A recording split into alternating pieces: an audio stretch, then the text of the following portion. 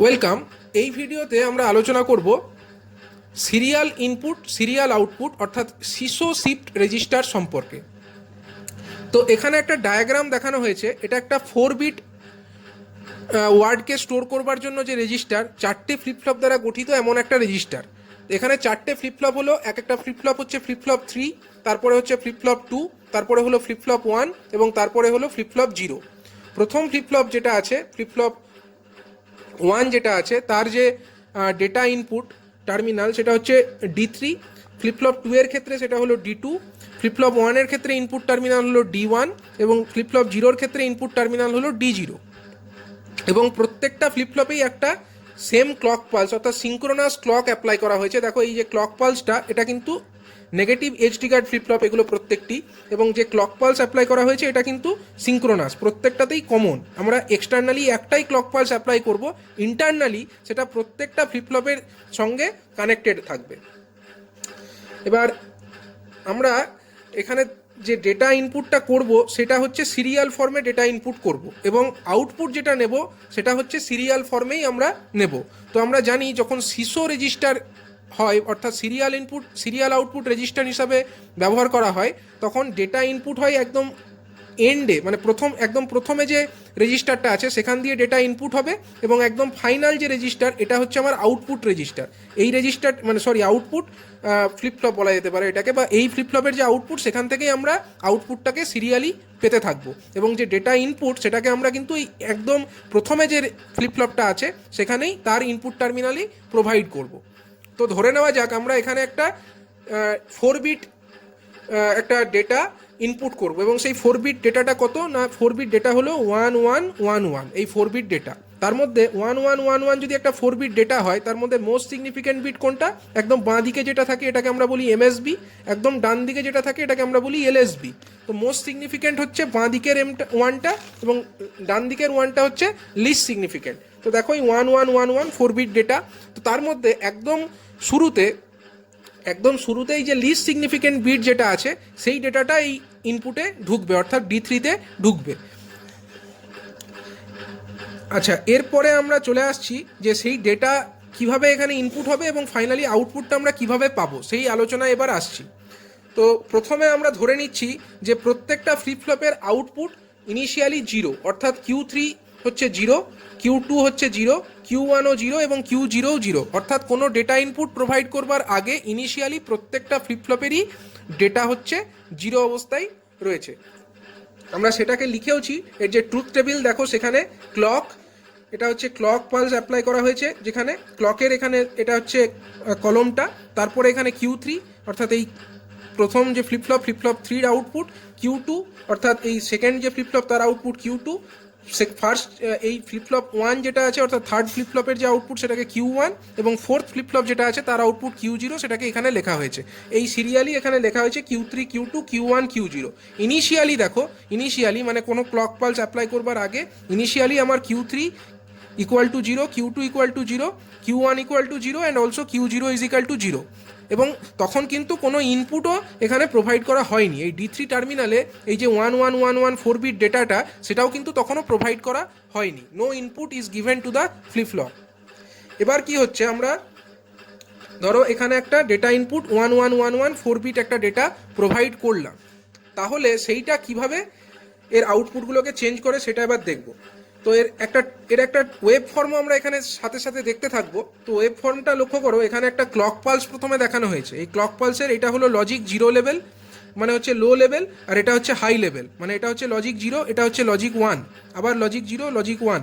এরকমভাবে ক্লক পালসের এখানে কয়েকটা ক্লক পালস দেখানো হয়েছে, এবং ক্লকের যে নেগেটিভ এজ সেগুলোকে এই ডাউনওয়ার্ড অ্যারো অর্থাৎ এইরকম ডাউনওয়ার্ড অ্যারো চিহ্ন দিয়ে মার্ক করা হয়েছে। এবার আমরা ধরে নিচ্ছি যে ডেটা ইনপুট আমরা দিয়েছি 1111, সেটাকে তো আমরা সিরিয়াল ডেটা হিসাবে এখানে ইনপুট করেছি। তো এর আগের ভিডিওতে আমরা সিরিয়াল ডেটা ইনপুটের ক্ষেত্রে যে ওয়েব ফর্ম সেটা দেখিয়েছিলাম। সেটা কীরকম হতো, আমরা ইনিশিয়ালি ধরে নিচ্ছি কোনো ডেটা ইনপুট ছিল না, যেই ডেটা ইনপুট দিলাম এটা এখানে ডেটা ইনপুট হিসাবে কী দেওয়া হয়েছে না 1111 দেওয়া হয়েছে। তো যেহেতু এটা 1111, তো 4টে ক্লক পালসের সময়ই এই ডেটা ইনপুটের ভ্যালুটা কিন্তু হাই অবস্থাতেই থাকবে। এখানে হাই অবস্থাতেই 1টা থাকলো, এর পরের এতেও এটা 1 থাকলো, তারপরের এটাতেও 1 থাকলো, এবং তারপরের সাইকেলেও এটা 1 অবস্থাতেই থাকলো।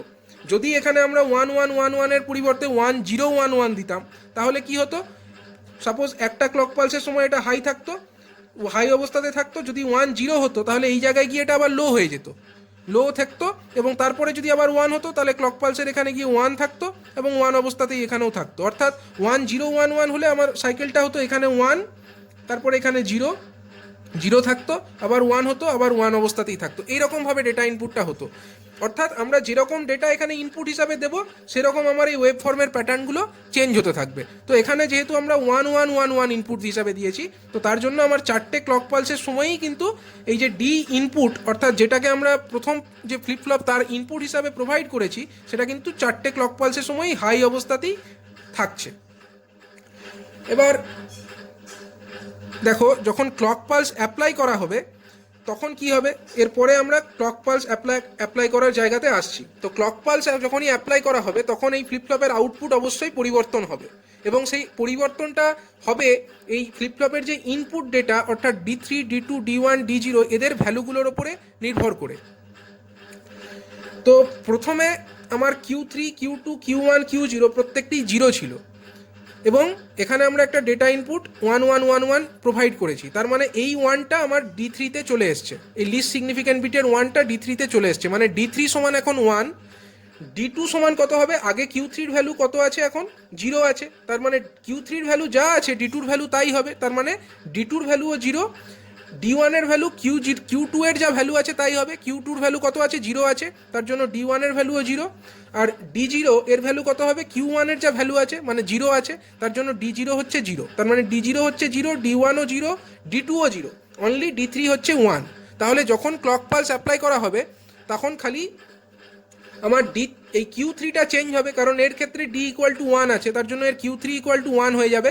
বাকি Q2, Q1, Q0 এগুলো 0ই থাকবে। দেখো, ফার্স্ট ক্লক পালস যখন নেগেটিভ এজ এলো তখন Q3 = 1 হয়ে গেল, বাকি Q2, Q1, Q0 প্রত্যেকটি হচ্ছে 0, 0, 0। এবং আমরা যদি এখানে ছবিতে দেখি, ওয়েব ফর্মের আকারে দেখি, তো দেখো ফার্স্ট নেগেটিভ এজ যখনই এলো অমনি আমার Q3টা কি হলো? হাই হয়ে গেল। Q3 হাই অবস্থাতে up to next negative edge আসা পর্যন্ত তো থেকে গেল, এবং বাকি যে Q2 সেটা 0 অবস্থাতে থাকলো, Q1 সেটাও 0 অবস্থাতে থাকলো, এবং Q0 সেটাও কিন্তু পরবর্তী নেগেটিভ এজ আসা পর্যন্ত 0 অবস্থাতেই থেকে গেল। মানে এতদূর পর্যন্ত আমরা ব্যাপারটা বুঝে গেলাম। এরপরে কি হবে, যখন পরবর্তী নেগেটিভ এজ আসছে তার সময় আবার কি পরিবর্তন হবে সেটা দেখা যাক। এখন আমার D3টা কি হয়ে যাবে? এর পরের যে 1টা এখানে আছে, অর্থাৎ লিস্ট সিগনিফিক্যান্ট বিটের জাস্ট বাঁ দিকে যে 1টা আছে সেটা এখন D3-র ইনপুট হিসাবে চলে আসবে। অর্থাৎ D3 = স্টিল 1ই থাকবে, কারণ এখানে দেখো D ইনপুট স্টিল 1ই আছে, তার জন্য এখানে যে D3টা কিন্তু স্টিল আমার 1 থাকবে। এবার D2টা কত হয়ে যাবে না, D2টা আগের বারে আমার Q3টা 1 হয়ে গেছে, তার জন্য এখন D2-র ভ্যালু হচ্ছে 1। বাকি D1 এবং D0 এরা কি হবে? যথাক্রমে Q2 এবং Q1 এর সঙ্গে সমান হবে, এবং যেহেতু Q2 এবং Q1 আগের বারে কি ছিল, Q2 এবং Q1 এরা কিন্তু প্রত্যেকেই 0, 0 ছিল, তার জন্য D1 এখনও 0 এবং D2 এখনও 0। তাই যখন এর পরে যখন এই নেগেটিভ এজটা আসবে তখন আমার কি হবে না, Q3টা এখনও 1 অবস্থাতেই থাকবে, কারণ D3 = 1। তার জন্য দেখো এখান থেকে পরবর্তী নেগেটিভ এজ আসা পর্যন্ত, মানে এখান থেকে এই পর্যন্ত ডিউরেশনে দেখো Q3টা এখনও 1 থাকলো, এবং যেহেতু D2 = 1 হয়ে গেছে তার জন্য Q2টা এখানে 0 থেকে 1 হবে, এবং পরবর্তী নেগেটিভ এজ আসা পর্যন্ত এই 1 অবস্থাতেই থাকবে। এবং যেহেতু Q1 এটা D1 = 0 হবে, D1 যেহেতু 0 তার জন্য Q1 এখনও 0ই থাকবে, এবং যেহেতু D0 = 0 তার জন্য Q0 এখনও 0ই থাকবে। মানে এতদূর পর্যন্ত এটা 0ই থাকলো। এবার কি হবে, এর পরের ধাপে আমার এই থার্ড যে 1টা আছে সেই 1টা এখন D3-তে ইনপুট হিসাবে আসবে। আর Q3 যেহেতু আগে 1 ছিল তাই D2 = এখনও 1। Q2 যেহেতু আগের বারে আমার 1 হয়ে গেছে, অর্থাৎ দেখো এখানে Q2 = 1 হয়ে গেছে, তার জন্য এই Q2টা এখন D1-এ চলে আসছে, তার জন্য D1 হচ্ছে 1।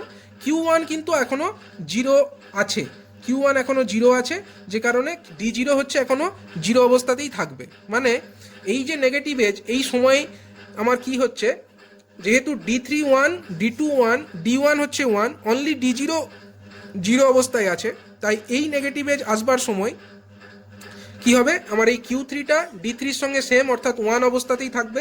তার জন্য দেখো এখানে কিউ থ্রি এখনও এখান থেকে এই পরবর্তী নেগেটিভ এজ আসা পর্যন্ত হাই অবস্থাতেই থাকলো। কিউ টু সেটা আমার ডি টুর সঙ্গে সেম, মানে ডি টু যেহেতু 1 আছে তার জন্য এটাও কিউ টুটাও হাই অবস্থাতেই পরবর্তী নেগেটিভ এজ আসা পর্যন্ত থেকে গেল। এবং ডি ওয়ানটা যেহেতু এখন 1 হয়ে গেছে তাই কিউ ওয়ানও এখন 1 হয়ে যাবে। তার জন্য কিউ ওয়ানটা দেখো এখানে লো থেকে হাই হলো, মানে 0 থেকে 1 হয়ে গেল এবং আপ টু পরবর্তী নেগেটিভ এজ মানে এই পর্যন্ত এটা 1 অবস্থাতেই থেকে গেল।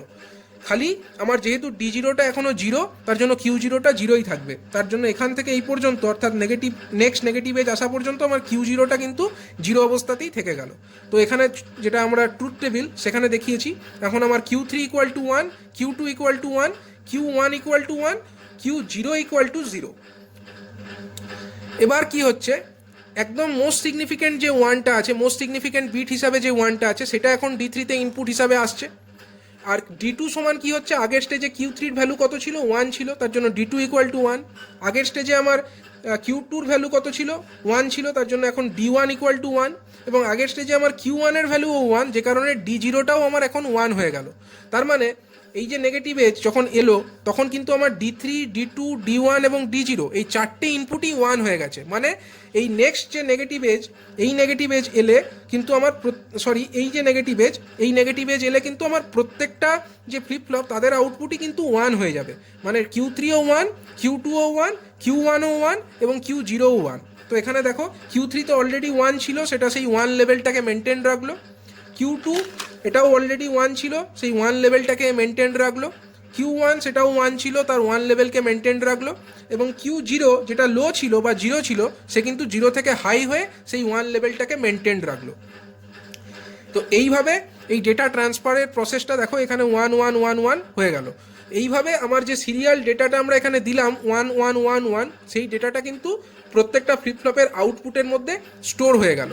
এবার যদি আমরা এই ফ্লিপফ্লপের মধ্যে স্টোর হয়ে থাকা ডেটাটাকে যে আছে সেটাকে যদি আমরা সিরিয়ালি আউটপুট হিসাবে নিতে চাই, তো আমরা এক একটা করে ক্লক পালস অ্যাপ্লাই করব এবং আমরা এই যে কিউ জিরো অর্থাৎ যে ফাইনাল যে ফ্লিপফ্লপটা আছে তার যে আউটপুট, সেই টার্মিনাল থেকে আমরা সিরিয়ালি ডেটাটা আউটপুট হিসাবে পেতে থাকব।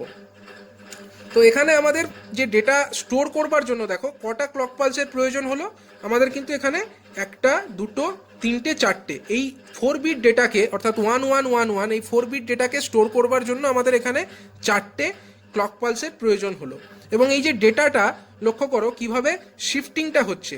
এই যে জিরোটা এই ডায়াগোনালি শিফট হচ্ছে, এই জিরোটা এখান থেকে দেখো এখানে এলো, তারপরে স্টেজে মানে কিউ টু থেকে কিউ ওয়ান, সেখান থেকে কিউ জিরোতে এলো। এই কিউ থ্রির যে জিরোটা সেটা কিউ থ্রি থেকে কিউ টুতে এলো, কিউ টু থেকে পরের ধাপে ওটা কিউ ওয়ানে এলো, তারপরের ধাপে আবার কিউ জিরোতে চলে এলো। আবার যেই ওয়ানটা ডায়াগোনালি শিফটেড হলো, প্রথমে কিউ থ্রিতে ছিল, তারপরের ধাপে এটা কিউ টুতে এলো, তারপরের ধাপে কিউ ওয়ানে এলো, তারপরের ধাপে কিউ জিরোতে এলো। আবার এই ওয়ানটা দেখো প্রথম ধাপে কিউ থ্রিতে ছিল, তারপরে কিউ টুতে এলো, তারপরে আবার কিউ ওয়ানে চলে এলো। তারপরে এই ওয়ানটাও কিউ থ্রিতে ছিল, সেখান থেকে ডায়াগোনালি শিফটেড হয়ে কিউ টুতে চলে এলো। মানে প্রত্যেকটা যে ডেটা আমরা যদি এই টেবিলটা ভালো করে লক্ষ্য করি, এটা আমাদের এক্সামে আঁকার এরকম দরকার নেই, এটা আমরা সেই বোঝার জন্য করছি। এক্সামে তোমরা খালি এই ডায়াগোনাল যে তীর চিহ্নগুলো আছে এগুলো ড্র করবে না। তো আমি এটা বোঝার পারপাসে বলছি যে ডেটাটা অ্যাকচুয়ালি এইখানে কিন্তু সিরিয়াল একটা ডায়াগোনাল ওয়েতে শিফটেড হচ্ছে। তো এখানে একটা জিনিস আমরা দেখতে পাচ্ছি, যদি আমাদের একটা সাপোজ আমাদের একটা ট্রান্সমিটার থাকে, মানে যেটা ডেটাটাকে ট্রান্সমিট করছে, এবং একটা রিসিভার স্টেশন থাকে যেটা ওই ডেটাটাকে রিসিভ করছে। আর যদি ট্রান্সমিটারকে আমরা TX দিয়ে ডিনোট করি এবং রিসিভারকে আমরা RX দিয়ে ডিনোট করি, তো ধরো একটা 4 বিট ডেটা আমাদেরকে এই ট্রান্সমিটার থেকে রিসিভারে পৌঁছাতে হবে, এবং ট্রান্সমিটার থেকে রিসিভারের দূরত্ব হচ্ছে 5 কিলোমিটার। এবার যদি আমরা এই serial input serial output mode ব্যবহার করি, তাহলে কি হচ্ছে, আমরা আউটপুটটা একমাত্র রিসিভার থেকেই পাচ্ছি, এবং এই রিসিভার ট্রান্সমিটার থেকে রিসিভারের যে ডেটা আউটপুট আমরা মানে ডেটাটাকে পাঠাচ্ছি, তার জন্য কিন্তু আমাদের 4 বিট ডেটা পাঠানোর জন্য 4টে ডেটা লাইনের প্রয়োজন পড়ছে না। আমরা কিন্তু একটা মাত্র ডেটা লাইন ইউজ করেই এই ডেটাটাকে ট্রান্সমিটার থেকে রিসিভারে পৌঁছে দিতে পারছি।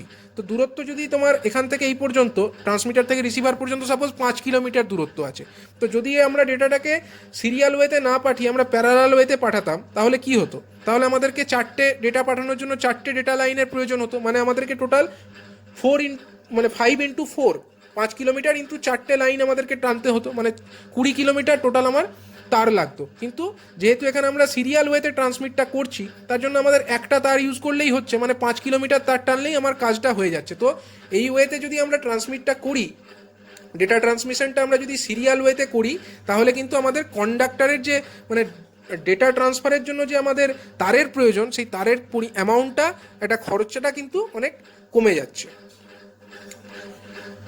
তো এরপরে আমরা এর পরবর্তী যে রেজিস্টারের টাইপ, অর্থাৎ সিপো এবং পিপো, অর্থাৎ সিরিয়াল ইনপুট প্যারালাল আউটপুট এবং প্যারালাল ইনপুট প্যারালাল আউটপুট, এই মোডগুলোতে আসবো। কিন্তু এই মোডগুলোতে আসবার আগে আমাদেরকে দেখে নিতে হবে যে কেন এই মোডগুলোর অ্যাকচুয়ালি প্রয়োজন আছে, কেন সিরিয়াল ইনপুট সিরিয়াল আউটপুট মোডেই আমরা ট্রান্সমিশনটা করছি না, যখন এখানে এত কম অ্যামাউন্টে আমাদের কন্ডাক্টরের বা তারের প্রয়োজন পড়ছে, সেখানে আমরা এই পদ্ধতিটা সব জায়গায় ইউজ করছি না। তার কারণ কি? এই কারণ হচ্ছে, দেখো আমরা যখন সিরিয়াল ইনপুট সিরিয়াল আউটপুটের কথাটাই ভাবি, তো আমরা এখানে 4টে ফ্লিপফ্লপ দেখিয়েছি, ফ্লিপফ্লপ 3, ফ্লিপফ্লপ 2, এটা হলো সাপোজ ফ্লিপফ্লপ 1 এবং এটা হলো সাপোজ ফ্লিপফ্লপ 0। 4টে ফ্লিপফ্লপ আছে এবং সেই 4টে ফ্লিপফ্লপের মধ্যে প্রথম ফ্লিপফ্লপটাতে আমরা ডেটা ইনপুট দিচ্ছি এবং ফাইনাল যে আউটপুট আছে আমরা সেটা নিচ্ছি হচ্ছে লাস্ট যে ফ্লিপফ্লপ আছে তার আউটপুট Q0, সেখান থেকে আমরা ডেটা আউটপুটটা নিচ্ছি। এবার এই যে সিসো রেজিস্টার আছে, সিসো শিফট রেজিস্টার, সেখানে ডেটা আউটপুটটা আমরা একমাত্র এই Q0 টার্মিনাল থেকেই কিন্তু নিতে পারছি। বাকি যে আমার Q2, Q3, Q2, Q1 এই যে আউটপুট টার্মিনালগুলো, এগুলো কিন্তু আমাদের কাছে এক্সটার্নালি অ্যাভেলেবেল নেই। এবং এই যে সমস্ত জিনিসটা এখান থেকে, এই যে সমস্ত জিনিসটা অর্থাৎ শিফট রেজিস্টারের মধ্যেকার থাকা জিনিসটা এন্টায়ারলি কিন্তু একটা চিপের মধ্যে থাকছে। অর্থাৎ এই যে টার্মিনাল Q3, Q2, Q1 এগুলো আমাদের কাছে এক্সটার্নালি অ্যাভেলেবেল নেই। আমাদের কাছে এক্সটার্নালি কি অ্যাভেলেবেল আছে? খালি এই D3 টার্মিনালটা অ্যাভেলেবেল আছে আর এই Q0 টার্মিনালটা আমাদের কাছে অ্যাভেলেবেল আছে, এবং আমরা আউটপুটটা যে নিচ্ছি সেটা এই Q0 থেকেই নিতে পারবো খালি। তাহলে দেখো, যখন আমরা একটা এখানে দেখতে পেলাম যে আগের যে এক্সাম্পলটা আমরা আলোচনা করলাম, সেখানে যখন আমরা ফার্স্ট নেগেটিভ ক্লক পালসের নেগেটিভ এজ যখন এসছে, তখন আমার Q0 ভ্যালু কত ছিল? দেখো এখানে ফার্স্ট নেগেটিভ এজের পরে Q0 ভ্যালু আমার কত ছিল না, এখানে যখন ফার্স্ট নেগেটিভ এজ তখন Q0 ভ্যালু আমার 0 ছিল। Q0 ভ্যালু এখানে আমার 0 ছিল। বা ফার্স্ট নেগেটিভ এজের পরে এই ট্রুথ টেবিল থেকেও দেখতে পাবে, একদম ফার্স্ট যে নেগেটিভ এজ তখন আমার Q0 ভ্যালু 0। আচ্ছা, সেকেন্ড যে নেগেটিভ এজ তারপরেও আমার Q0 ভ্যালু 0, এবং ছবি থেকেও দেখতে পাবে সেকেন্ড নেগেটিভ এজের পরেও Q0 ভ্যালু হচ্ছে 0। আচ্ছা, থার্ড যে নেগেটিভ এজ, অর্থাৎ এই থার্ড নেগেটিভ এজের পরেও Q0 ভ্যালু হচ্ছে 0। এখানে দেখো থার্ড নেগেটিভ এজের পরেও আমার Q0 ভ্যালু কিন্তু এখানে 0 আছে। একমাত্র ফোর্থ নেগেটিভ এজ অ্যাপ্লাই করবার পরে আমার Q0 = 1 হচ্ছে।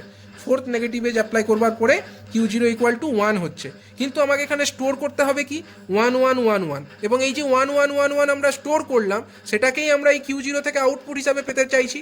কিন্তু এই একটা 1 মানে লিস্ট সিগনিফিক্যান্ট বিটের যে 1, সেটাকেই আমার আউটপুটে Q0-তে পেতে গেলে আমাকে কটা ক্লক পালস অ্যাপ্লাই করতে হলো না, একটা, দুটো, তিনটে, চারটে ক্লক পালস আমাদেরকে প্রথম যে 1টা সেটাকে পাওয়ার জন্যই কিন্তু অ্যাপ্লাই করতে হয়ে গেল। তো এইভাবে যদি আমরা দেখি যে প্রথম যে লিস্ট সিগনিফিক্যান্ট বিট সেটাকেই পাওয়ার জন্য আমাকে একটা মানে 4টে ক্লক পালস আমাকে অ্যাপ্লাই করতে হলো। সুতরাং যদি আমাকে একটা 4 বিট ডেটা স্টোর করতে হয়, তখন কিন্তু আমাদের এখানে টোটাল হচ্ছে 8টা ক্লক পালস যদি আমরা অ্যাপ্লাই করি, তবে গিয়ে এই টোটাল 4 বিট ডেটাটা আমরা আউটপুটে পেতে পারবো। অর্থাৎ Q0-তে আমরা ফাইনালি যে ডেটাটা পাবো সেটা অ্যাপ্লাই করবার জন্য অনলি 4টে ক্লক পালস অ্যাপ্লাই করলেই কিন্তু আমরা ডেটাটাকে স্টোর করতে পারছি না। মানে আমাকে 4-এর থেকে বেশি সংখ্যক ক্লক পালস কিন্তু অ্যাপ্লাই করতে হচ্ছে, 4টে অ্যাডিশনাল ক্লক পালস কিন্তু আমাকে অ্যাপ্লাই করতে হচ্ছে আউটপুটের মধ্যে ডেটাটাকে পাওয়ার জন্য।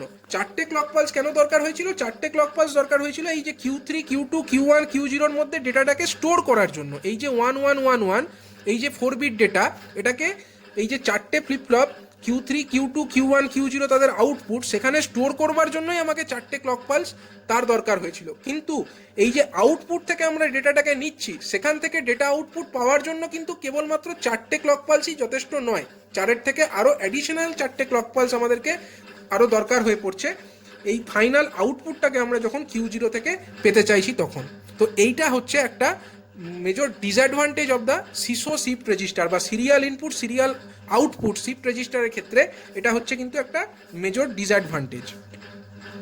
তো এই ডিসঅ্যাডভান্টেজটাকে ড্রব্যাকটাকে রিমুভ করবার জন্যই কিন্তু সিপো রেজিস্টার তার ইউজ করা হয়। সিপো মানে হচ্ছে serial input parallel output shift register.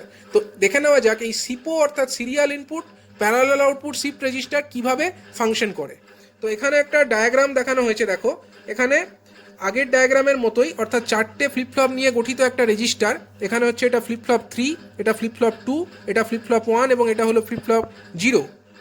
এবং প্রথম যে ফ্লিপ ফ্লপ 3 তার যে ইনপুট টার্মিনাল D3, সেখানে একটা ডেটা ইনপুট প্রোভাইড করা হয়েছে। এই ডেটা ইনপুটটা সিরিয়ালি প্রোভাইড করা হচ্ছে, তার জন্য কিন্তু এটাকে সিরিয়াল ইনপুট বলা হচ্ছে। এই ডেটা ইনপুটটা কিন্তু D3তেই প্রোভাইড করা হচ্ছে।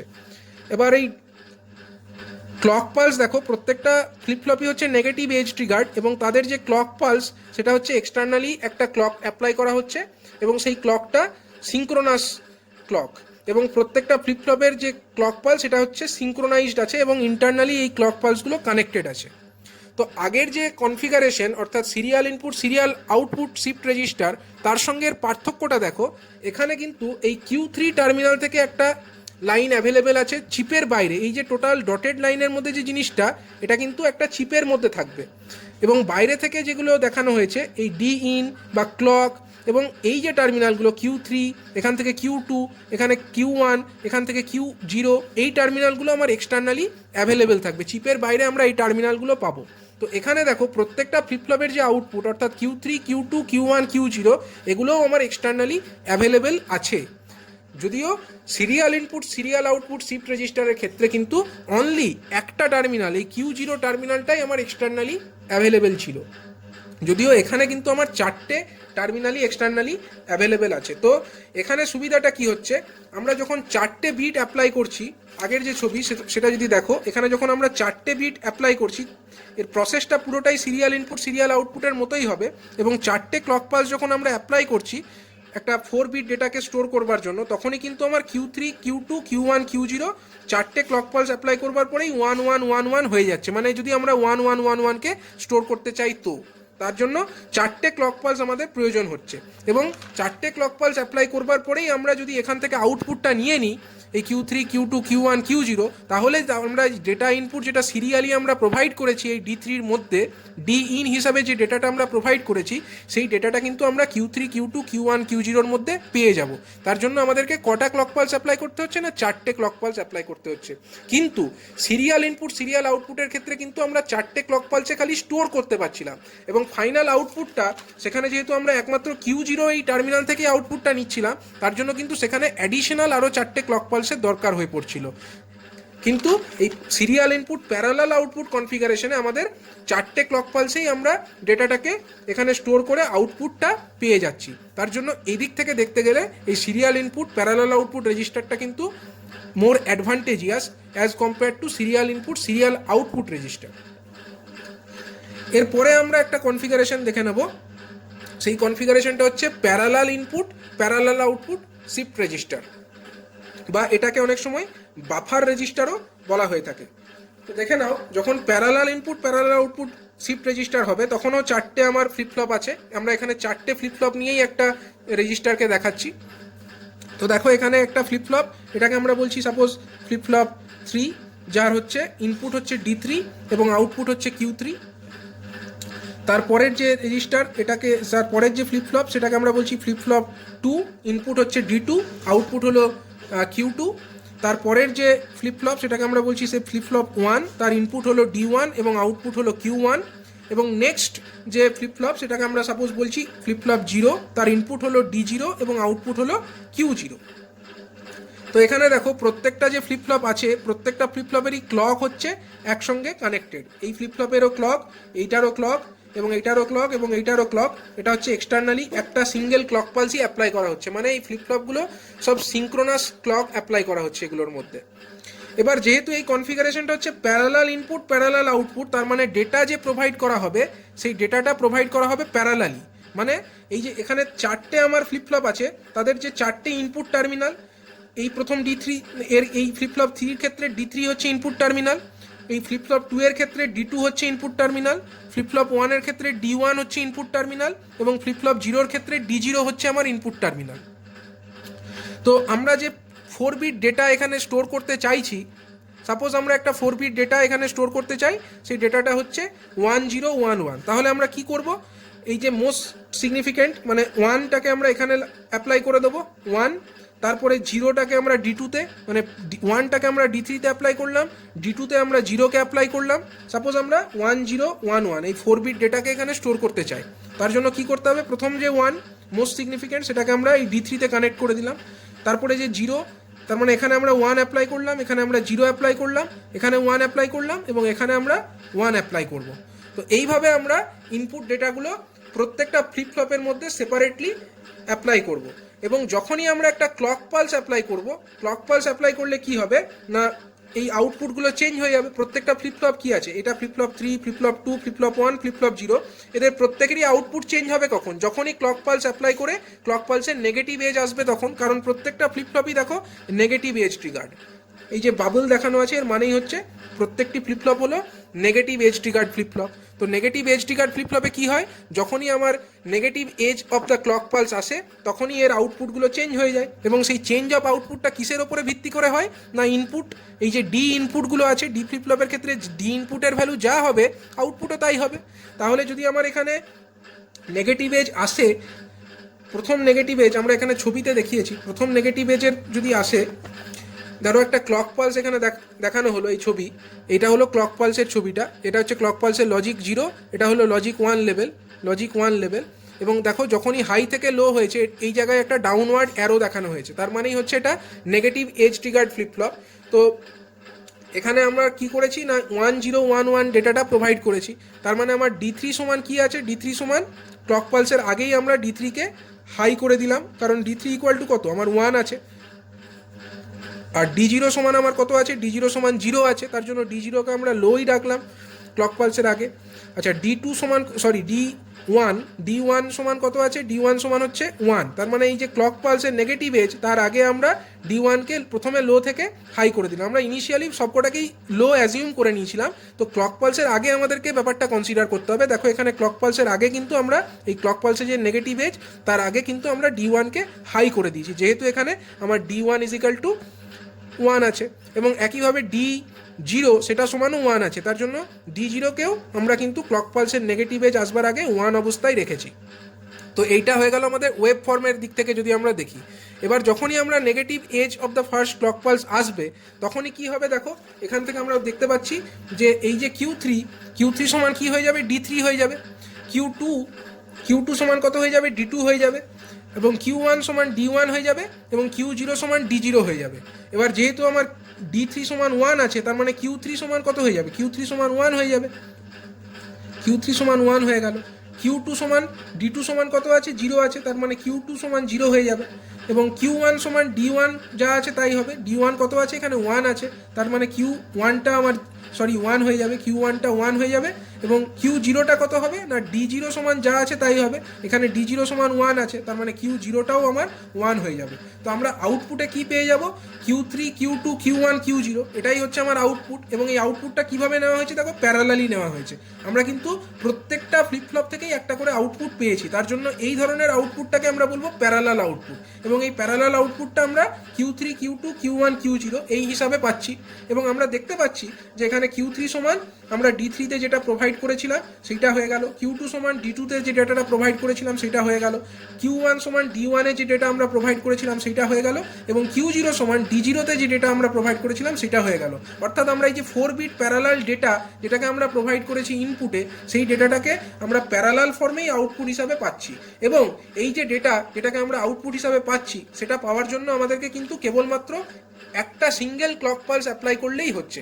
একটা ক্লক পালস অ্যাপ্লাই করলেই তো আমার আউটপুটে আমরা আমাদের ডিজায়ার্ড আউটপুটটা পেয়ে যাচ্ছি, বা ডেটা যেটাকে আমরা স্টোর করতে চাইছি ফ্লিপফ্লপের মধ্যে সেটাকে স্টোর করে ফেলতে পারছি।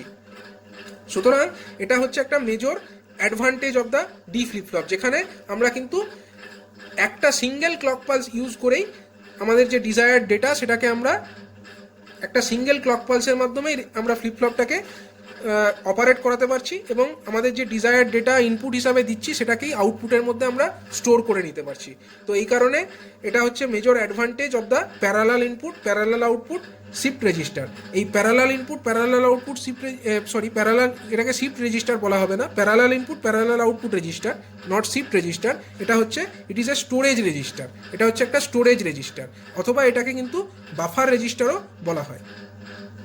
পিপো রেজিস্টার অথবা স্টোরেজ রেজিস্টার, অথবা এটাকে বাফার রেজিস্টারও বলা হয়। তো এখান থেকে আমরা এই ভিডিও থেকে তিন ধরনের যে রেজিস্টার, অর্থাৎ সিসো অর্থাৎ সিরিয়াল ইনপুট সিরিয়াল আউটপুট, সিপো অর্থাৎ সিরিয়াল ইনপুট প্যারালাল আউটপুট, এবং পিপো অর্থাৎ parallel input parallel output register সম্পর্কে আলোচনা করলাম। এর পরবর্তী যে ভিডিও সেখানে আমরা পিসো অর্থাৎ parallel input serial output mode of shift register এইটা নিয়ে আলোচনা করব।